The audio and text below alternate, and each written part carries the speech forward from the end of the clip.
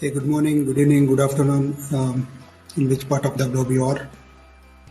Um, we we will start our culture and collaboration um, presentation now. We have a very good speaker in with us. Uh, just to quickly introduce the speaker, Chaitanya. Chaitanya is an experienced IT professional. Uh, he has good experience in agile software development, consulting, coaching, as well as training. Is enterprise agile and NLP coach. Is a transformation partner as well.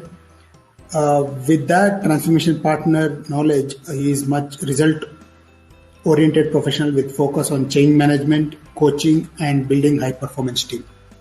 So next you'll hear from Chaitanya.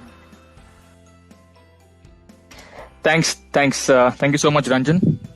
So hello everyone, this is Chaitanya.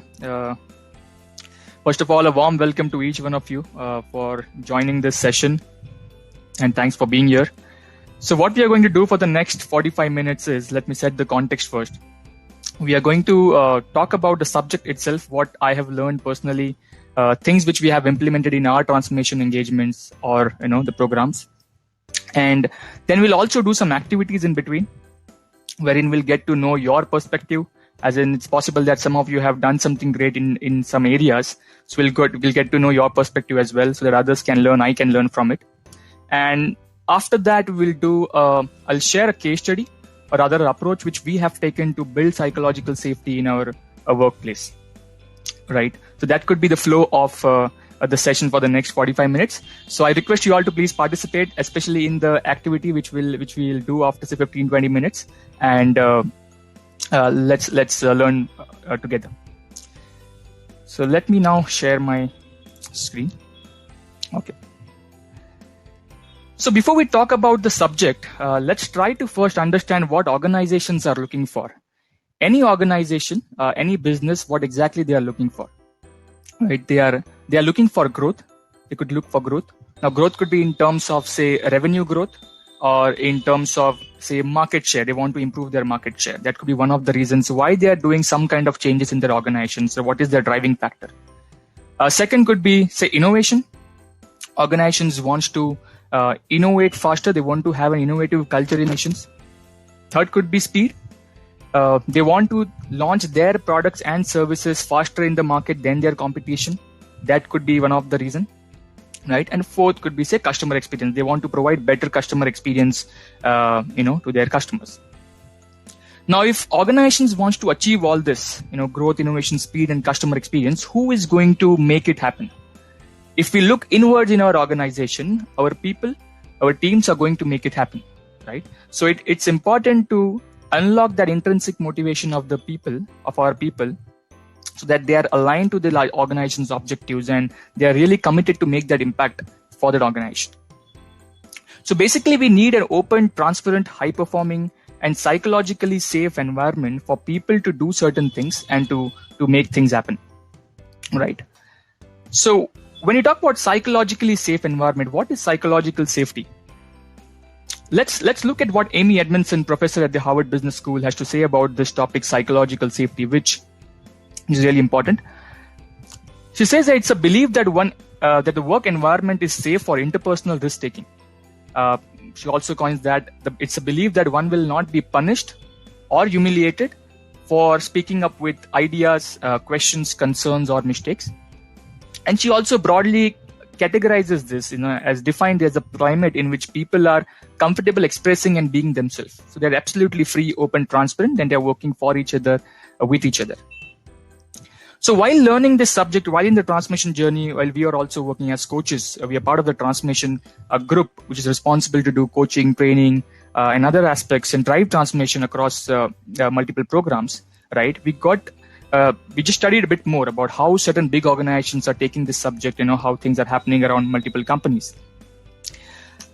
This is what, if you see the next slide, this is what Google has to say. So Google did a survey or did a research with their 180 teams, and they did around 200 plus interviews.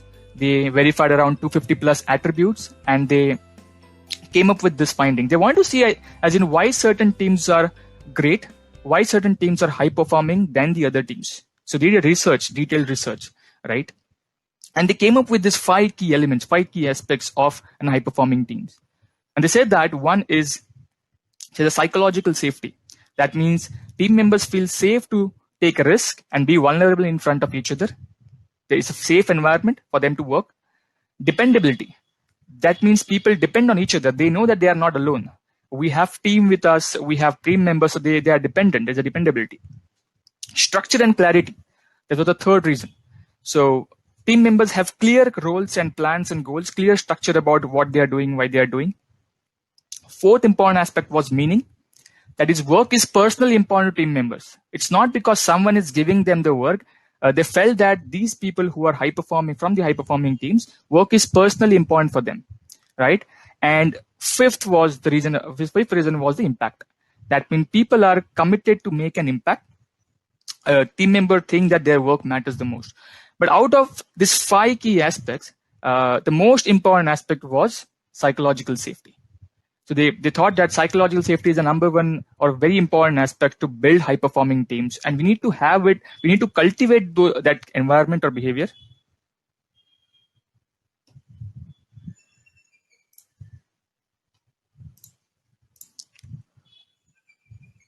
Hello?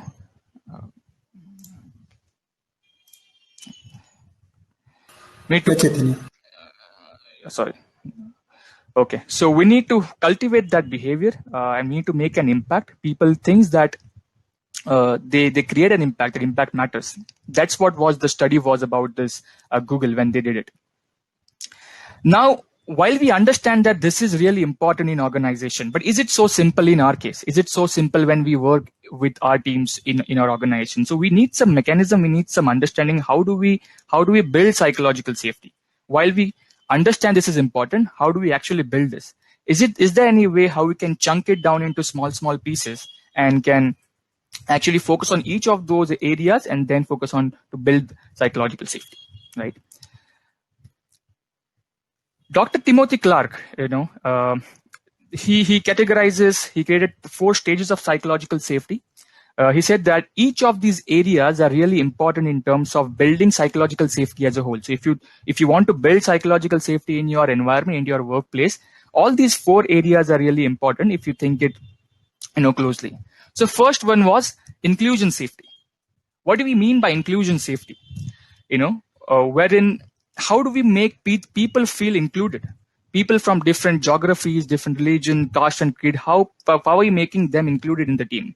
Is it like there are some small groups formed within our program, within our engagement, or there's an inclusive environment?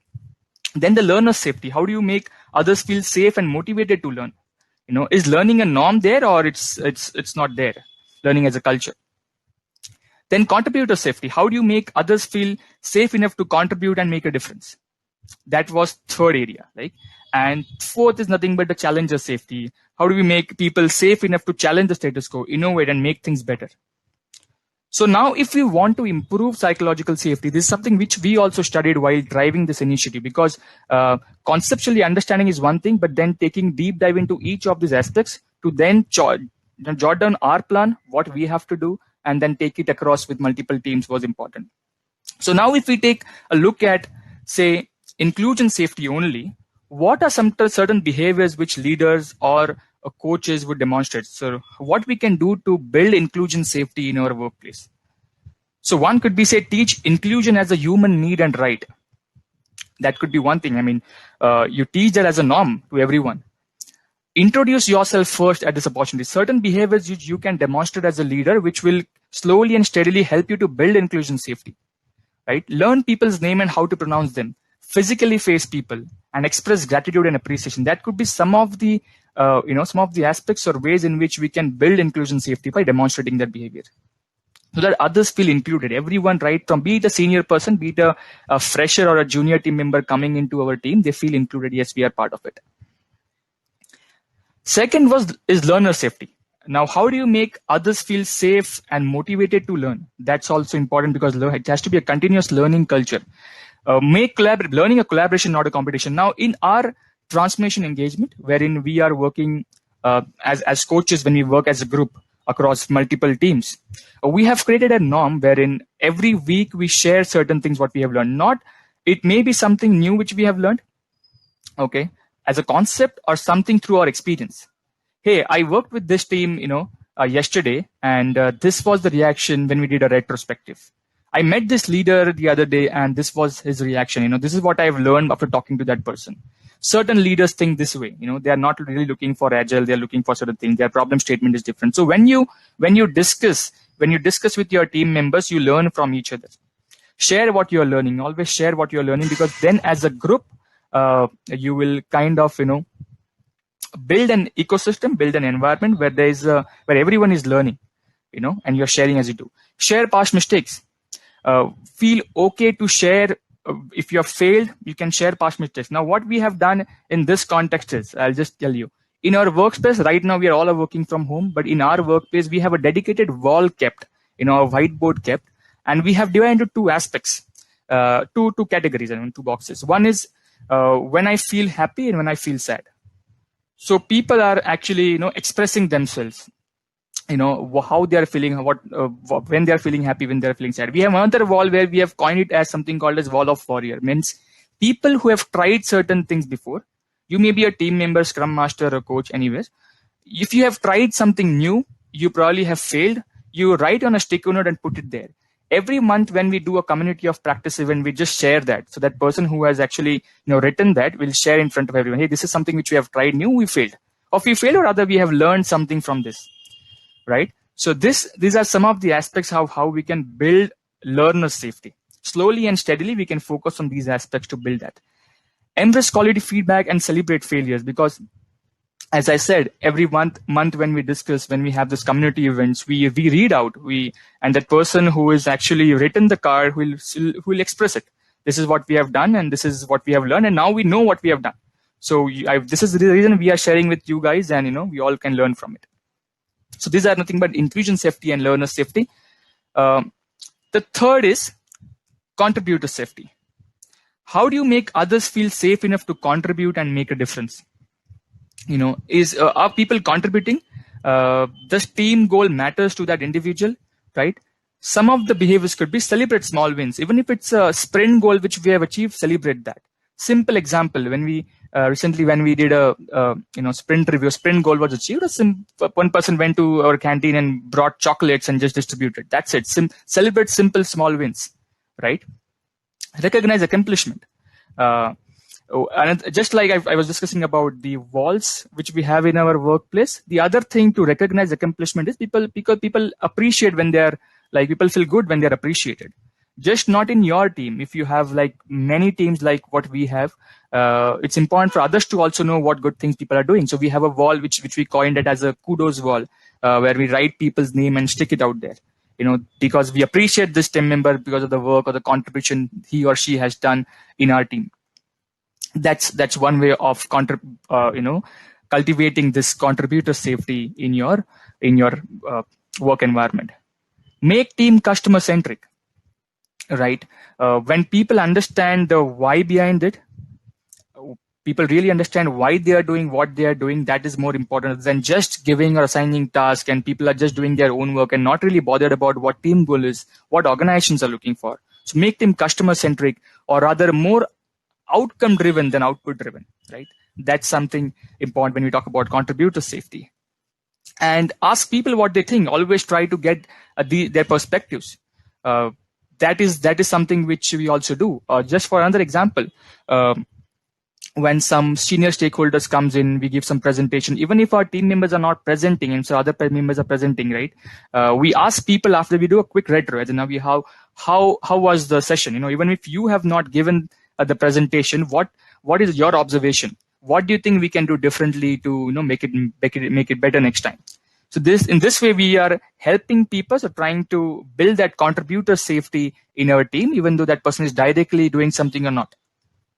That is third, right? And the fourth is nothing but challenger safety. So when we talk about challenger safety, that means how do you make others feel safe enough to challenge the status quo, innovate, and make things better? First of all, take your finger off the fear button. we should not have an environment people fear, or rather, if you are a leader or a coach, we should try to build that environment where people do not fear, at least to express what they think. Now, when they share something, because most of the time what happens is, if you are doing some operational stuff, people are not really, do not know what they are doing, why they are doing, right?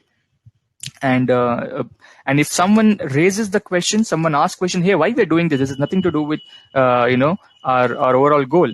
Then we need to, then they should be aware and they should be respected, rather, right? Everyone should be respected if they are raising some questions or raising some doubts. And if you have to reject something, or if people raise something, if you have to reject a feedback, reject opinion, explain why, the reason behind it.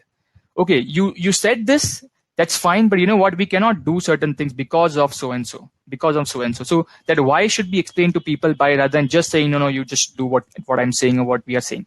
That's something there. Mandate a no interruption rule. That's again as part of your team's working agreement. If you set a working agreement wherein if people are sharing something, let that person share. Let not others break that tempo in between. That's it. And create diverse team, encourage others to think beyond their roles as well, not only because of what they are doing in their context, say a tester or developer, encourage them to think beyond what they're doing. So these are 4 different quadrants, 4 different categories of how we can smallly chunk it down and then focus on each of those areas to build psychological safety. First of all, it starts with us, coaches, the leaders. It starts with us, that how do we first analyze this area, try to understand the situation, and then take actions to build it slowly and steadily, so that collectively it become a culture, and then slowly and steadily it becomes an environment in the entire organization as an ecosystem, right? So with this, what we'll do is now, as I said, we'll do a small activity. We have only 45 minutes, so we'll do it quickly. We'll time box it for, say, 5 to 6 minutes, this activity. I will share a link on this group. Just a minute.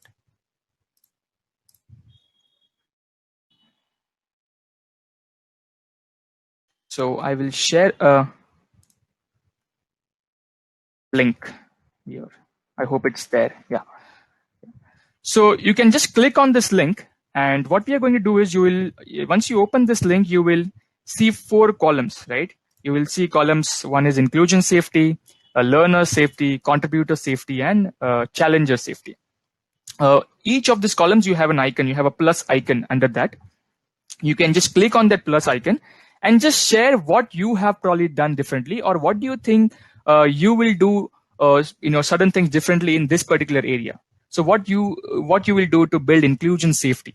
Now we have heard some of the basic behavioral or some of the basic actions one leader should demonstrate, but we would also try to understand from each one of you whether if you have done something differently, or if you go back to your engagement or projects, what you will do to build inclusion safety, right? So just write your comments and then click on add, so that the stickies would be listed in each of those columns. Will that be okay? We'll time box it to 5 minutes.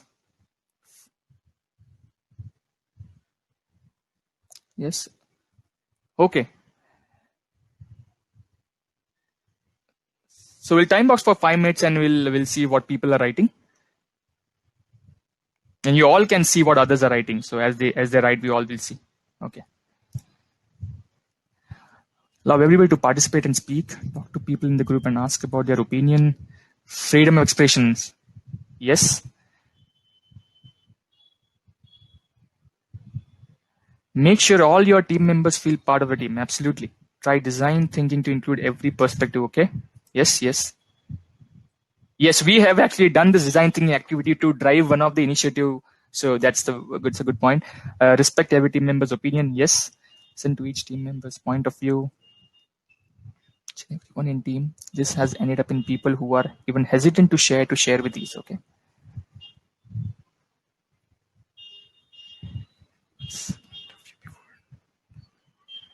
Take everyone's point of view before deciding. Okay. Decisions. Welcome the experience to share. Focus more on the members who are silent.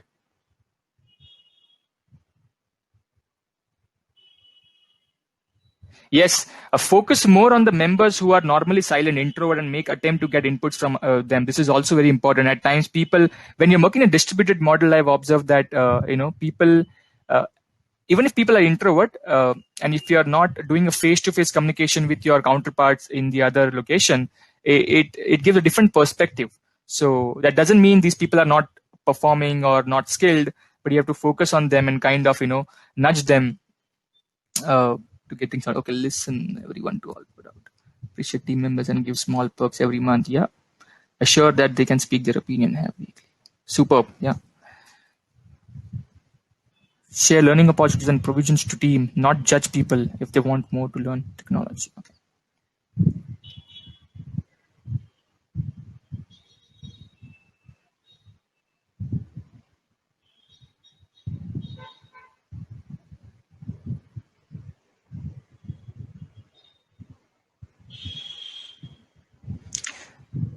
I was given an opportunity to talk about a project, however, I made my team member talk on it so that its contribution is valued. Yes, very good. Respects everyone's idea, however trivial it is, may sound. Sense of belongingness, ownership.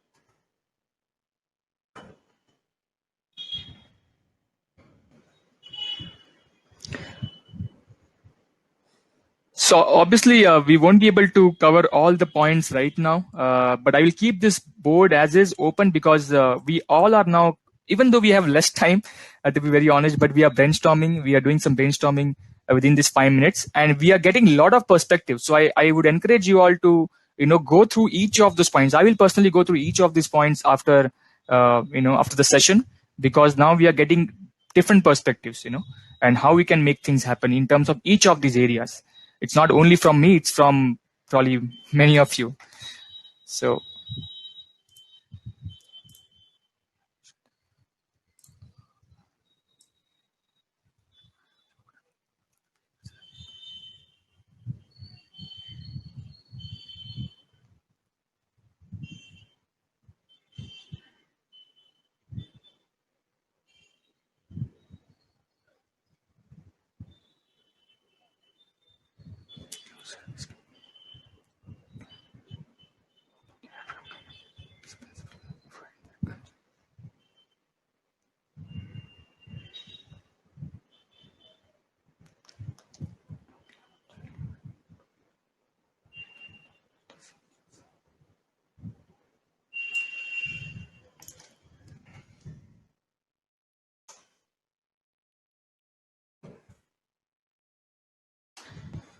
okay, so now I think we are okay. So we can start. We can proceed with our next topic. Thanks for writing all those comments. I was looking at each of those points, but I haven't read all those comments. I will read it after after the session, and I'll keep it as is for you guys. So now let's move on. Let's move on with the next topic. Right. So now, as we understand the importance of psychological safety, when we understand what psychological safety is, right? How do we actually focus on some of the small aspects, small areas, right? And how do we build this? What has to be done? It's important to also understand now how do we drive it, because each environment is different. It is not so straightforward that you will today I think that I need to have a psychological safe environment, and tomorrow it is there, right? So let me share a case study or an approach in next 15 minutes, wherein what exactly we have done in our transformation, the step-by-step approach which we took when we thought that along with the other aspects, right? Because we focus on multiple dimensions when we talk about transformation, product, people, tech, right? The frameworks, processes, so on. But how do we make it happen when we have, especially when like us, when we have people across multiple locations, not only one location? Primarily in India, we have 3 locations. In US, we have 1 location. So how do we make it happen when people are distributed across multiple locations, right? So this was our approach. First of all, we agreed that, okay, this is something which we have to do. And it is when we work in a transformation, ideally what we do is we work based on some OKRs, objectives and key results. So we set some objectives for our quarter and some key results for each quarter in order to work towards it, and then we take it seriously. So first was setting up the vision that yes, this is something which is, very, very important, and we need to focus on it.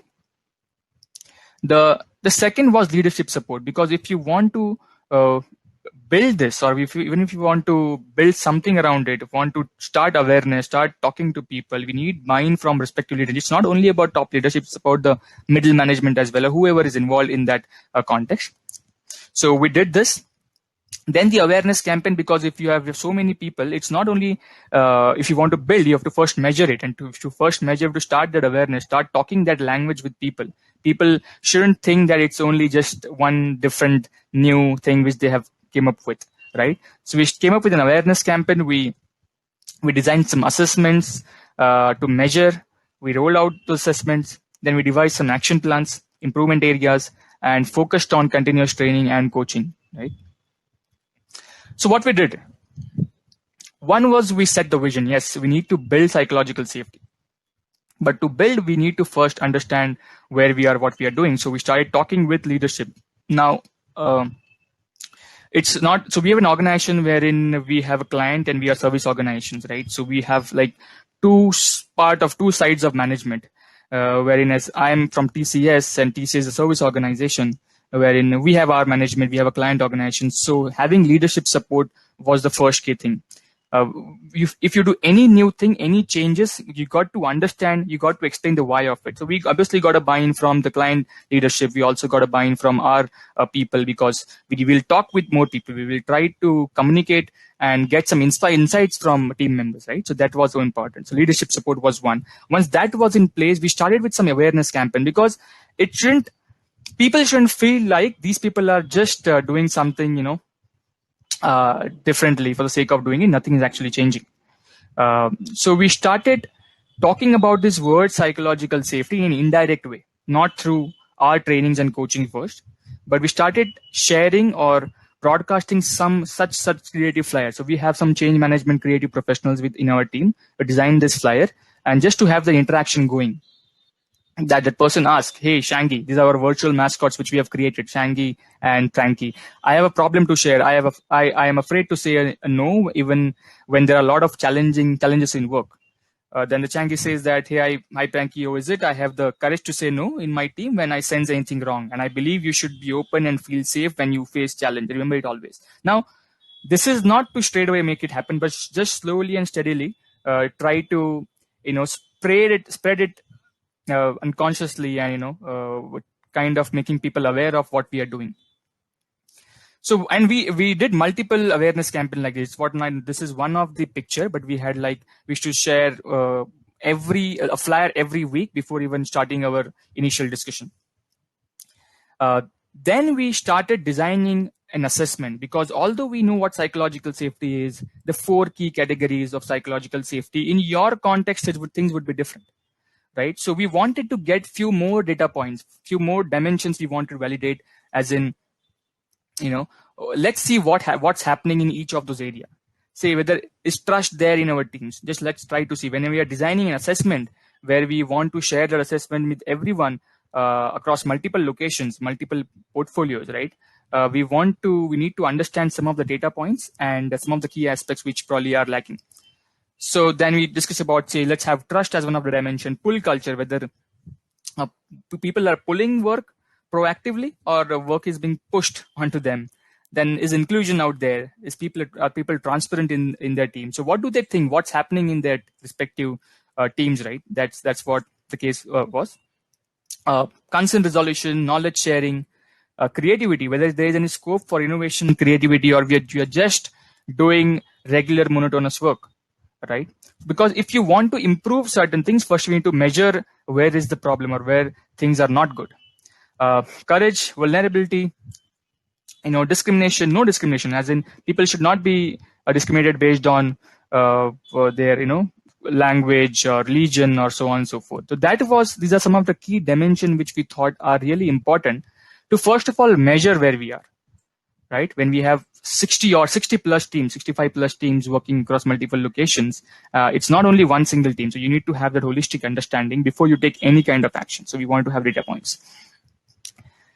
These are a sample question just to show you how we design that assessment. Say, for example, trust is one area. The question is, trust exists in your work environment. So if people say strongly agree, that means yes, it is there. Number 3 is the score. And if say it is strongly disagree, it is 0, right? So this is how we wanted to measure psychological safety or different dimensions and get some insights.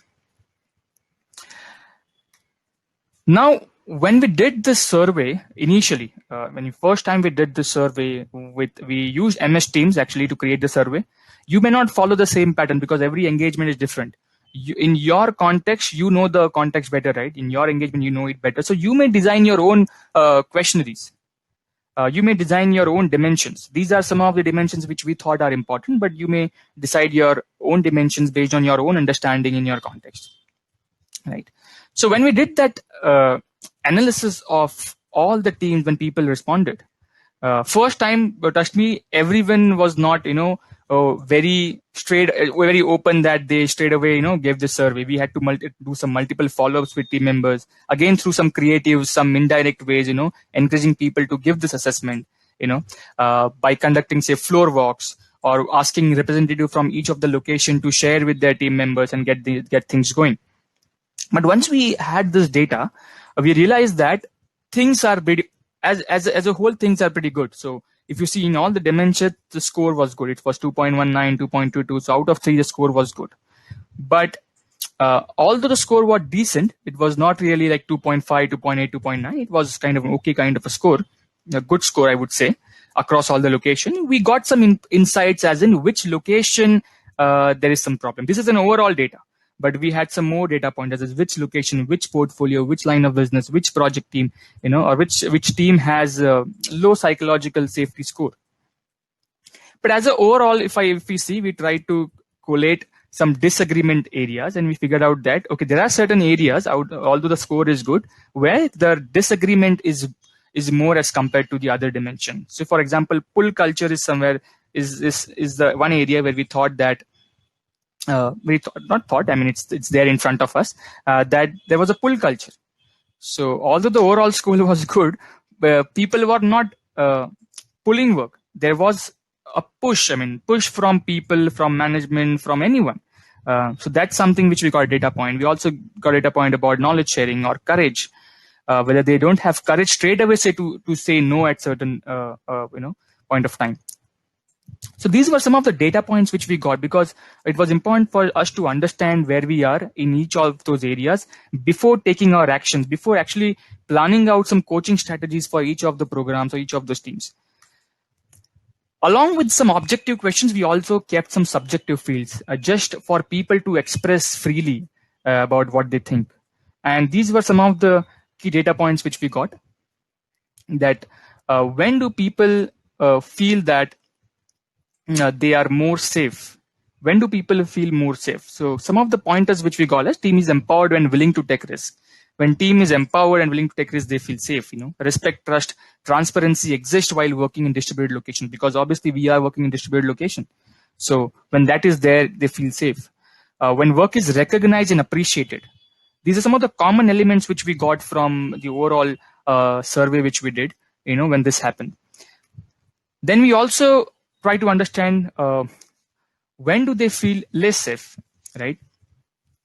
Now, these are some of the points. When career aspirations are not considered, commonly, these are commonly highlighted points. Someone blames me for mistakes in presence of the team. So openly, if you are, blaming people in front of team, that's where they are feeling less safe. My ideas are not heard, and I'm compelled to incorporate someone else's idea.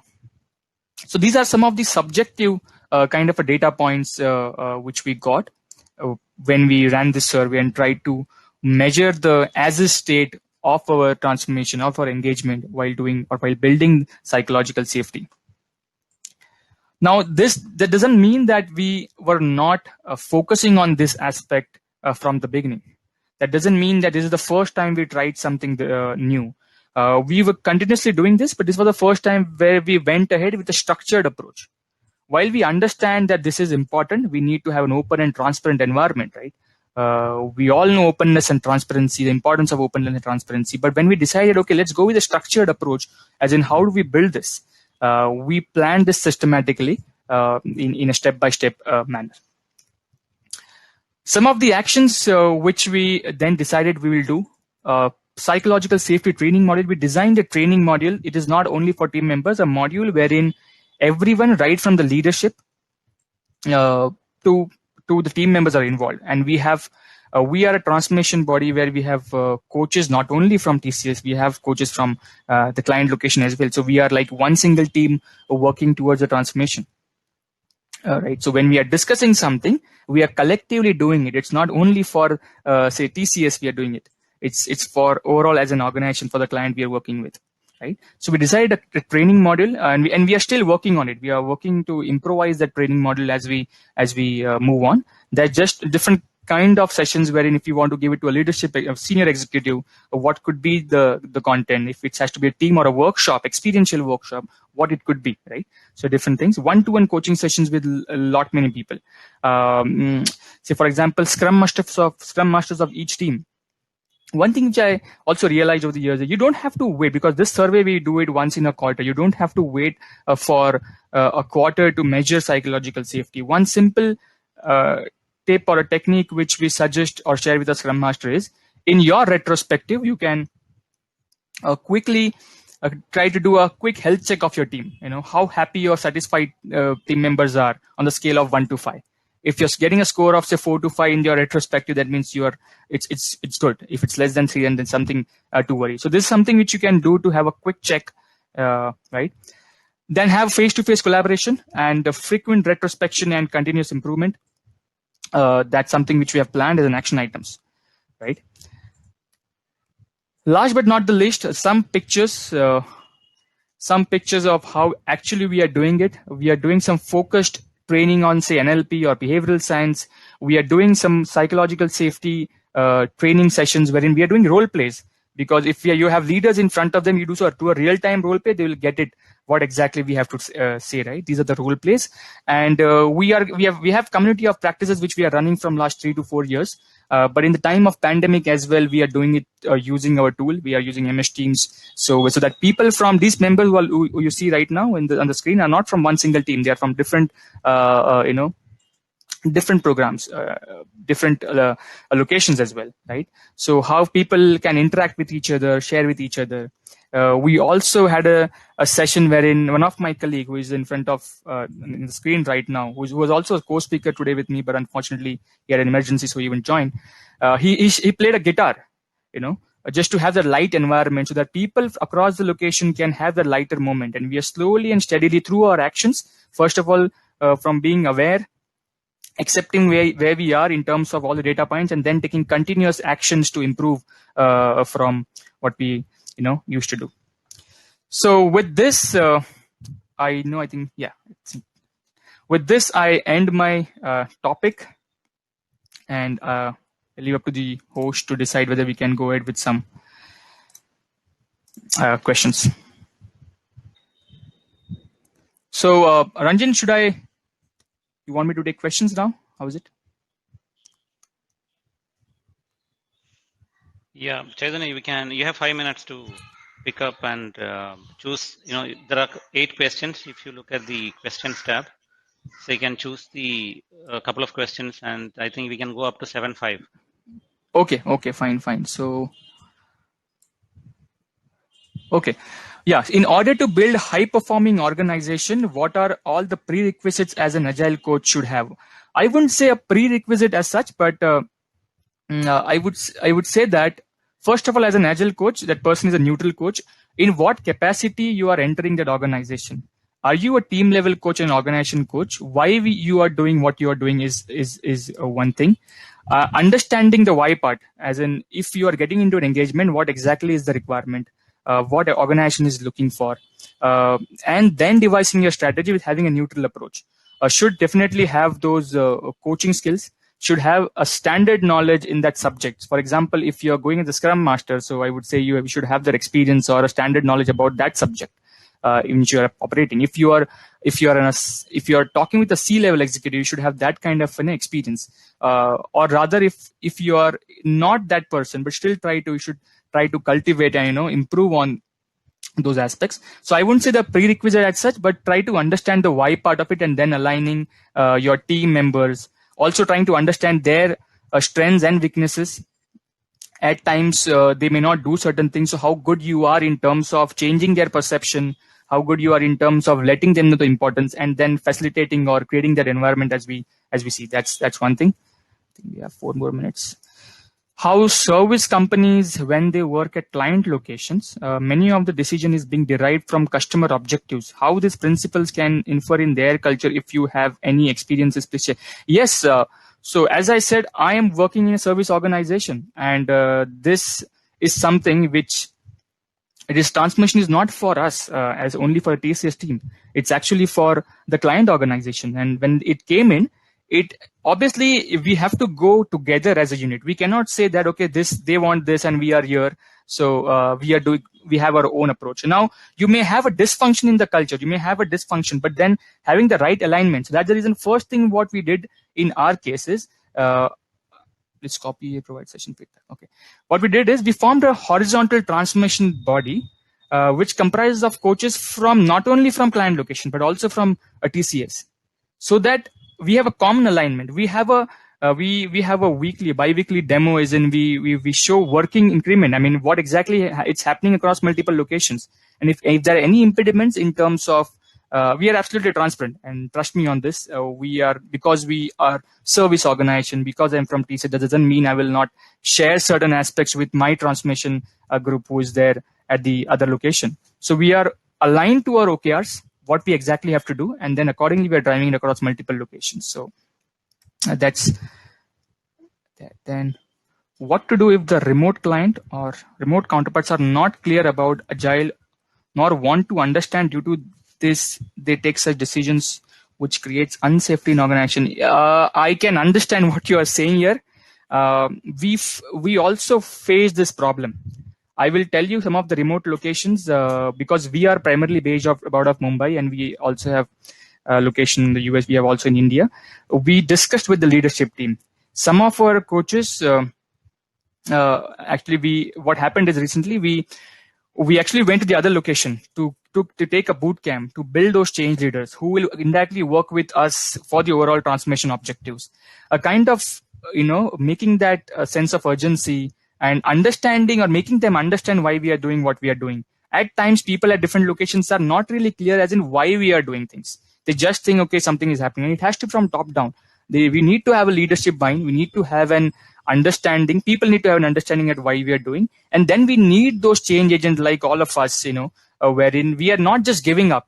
At times, what we do is, okay, that person sitting in the US, but he's not listening. Then fine. I mean, I can understand you will feel disappointed. Then what we will do to make it happen? Can we set up some sessions? Let us try to understand. Let us come to a common alignment or a goal. I have 1 minute, so how do you assess psychological safety? I just shared. I think I just shared as in the actual process, and that is not the only way of doing it. You may have some better way of doing it. Feel free to go with that. I just give you a perspective as in how we have done based on our learnings, but in your context, you could have some, you could follow some other approach as well. So how to read the analysis graph you shared? So the scale was from 0 to 3. I mean, the score from 0, 1, 2, 3. 3 is the best, and 0 being the worst. That was about the average score which we have taken. And that red section was nothing but we had kind of collated the disagree and strongly disagree percentage overall. That was the depiction of that graph. Disagreement metrics was simple. When people share disagreement as in when they click on disagree or strongly disagree, that is nothing but disagreement. So you get that for which questions people are disagreeing and for which questions people are agreeing.